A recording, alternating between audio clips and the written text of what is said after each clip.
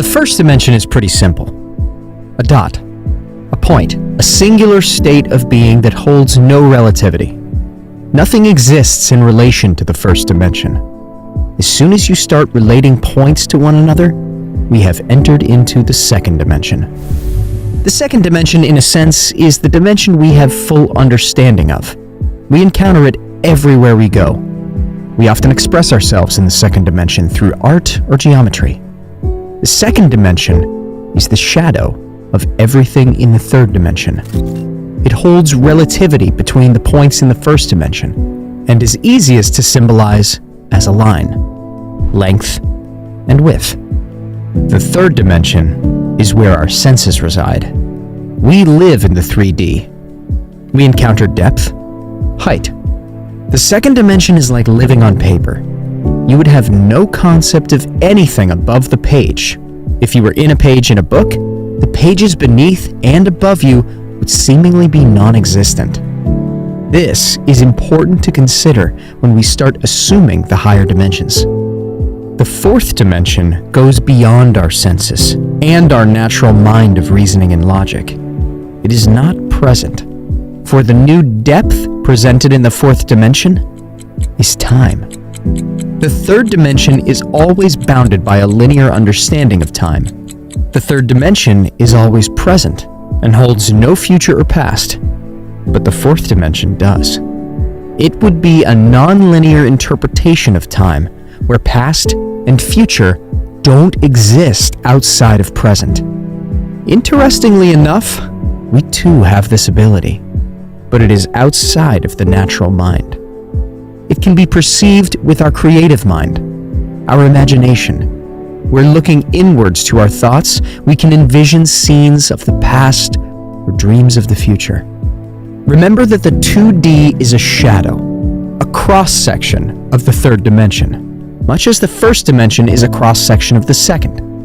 This then can be rationalized that the 3D too is a cross-section or shadow of the 4D. So if we can direct our thoughts throughout time and realize them in the lower dimensions, why would you ever direct your thoughts toward negativity, as you would be subjected to them in your 3D experience? But remember that your 3D understanding of the world will only ever be witnessed in linear time. Whatever you believe in your thoughts will play out, but is the reason they don't pop into existence. All changes take place in consciousness.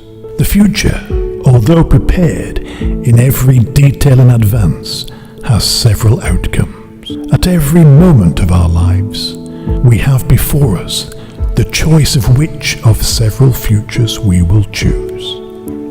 There are two actual outlooks on the world possessed by everyone, a natural focus and a spiritual focus. The ancient teachers called the one the carnal mind, the other the mind of Christ. We may differentiate them as ordinary waking consciousness, governed by our senses, and a controlled imagination, governed by desire. The habit of seeing only that which our senses permit renders us totally blind to what we otherwise could see. To cultivate the faculty of seeing the invisible, we should often deliberately disentangle our minds from the evidence of the senses and focus our attention on an invisible state, mentally feeling it and sensing it until it has all the distinctness of reality. Earnest, concentrated thought, focused in a particular direction, shuts out other sensations and causes them to disappear. We have but to concentrate on the state desired in order to see it. The habit of withdrawing attention from the region of sensation and concentrating it on the invisible develops our spiritual outlook and enables us to penetrate beyond the world of sense and to see that which is invisible. For the invisible things of Him from the creation of the world are clearly seen. Romans 1:20. This vision is completely independent of the natural faculties. Open it and quicken it. Without it, these instructions are useless, for the things of the Spirit are spiritually discerned. A little practice will convince us that we can, by controlling our imagination, reshape our future in harmony with our desire. Desire is the mainspring of action. We could not move a single finger unless we had a desire to move it. No matter what we do, we follow the desire which at the moment dominates our minds. When we break a habit, our desire to break it is greater than our desire to continue in the habit. The desires which impel us to action are those that hold our attention. The key to progressing life and to the fulfillment of dreams lies in ready obedience to its voice. Unhesitating obedience to its voice is an immediate assumption of the wish fulfilled. To desire a state is to have it. By assuming the feeling of your wish fulfilled, and then living and acting on this conviction, alters the future in harmony with your assumption. Assumptions awaken what they affirm. As soon as one assumes the feeling of his wish fulfilled, his four-dimensional self finds ways for the attainment of this end, discovers methods for its realization. With its larger outlook, the four-dimensional self then constructs the means necessary to realize the accepted end. The undisciplined mind finds it difficult to assume a state which is denied by the senses. Here's a technique that makes it easy to encounter events before they occur, to call things which are not seen as though they were.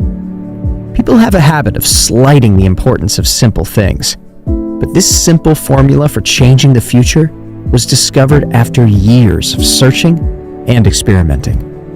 The first step in changing the future of desire is define your objective. Know definitely what you want.